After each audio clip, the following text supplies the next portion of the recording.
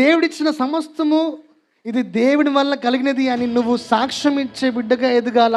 దేవుడు నీకు ఏమైనా ఆశీర్వాదము లేక దీవెన ఇచ్చి ఉన్నట్లయితే ఆ దీవెన ఆ ఆశీర్వాదము నలుగురికి సాక్ష్యముగా ఉండాలంటాడు దేవుడు. మన కొరకు మనకి కాదు, దేవుని కొరకు నువ్వు సాక్షిగా ఉండాలంటాడు.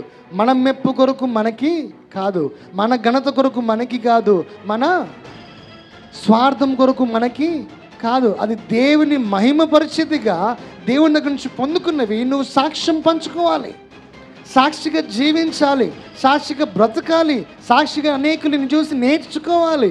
వాక్యం అదే చెప్తుంది. అన్నీ ఉంటాయి కానీ దానికి ఆపోజిట్ చేస్తారంట. వెనకాల అన్నీ ఉంటాయి కానీ మాకు ఏమి లేవండి.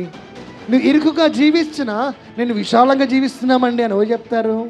విశాలంగా ఉన్నా మేము ఇరుకులో జీవిస్తున్నామండి అని ఎవరు చెప్తారు? దేవుని వాక్యం మనతో మాట్లాడుతుంది. దేవుడిచ్చిన గొప్ప బలాన్ని నీకు ఇచ్చాడు. ఆ బలములో నువ్వు ఇరుకులో ఉన్న నలుగురికి ఏం చెప్పాలి? నా ఇరుకులో నాకు ఆనందం ఉంది, నాకు ఈ కష్టంలో నెమ్మది ఉంది. అది మనుషులు ఇచ్చేది కాదు, దేవుడు అనుగ్రహించేది.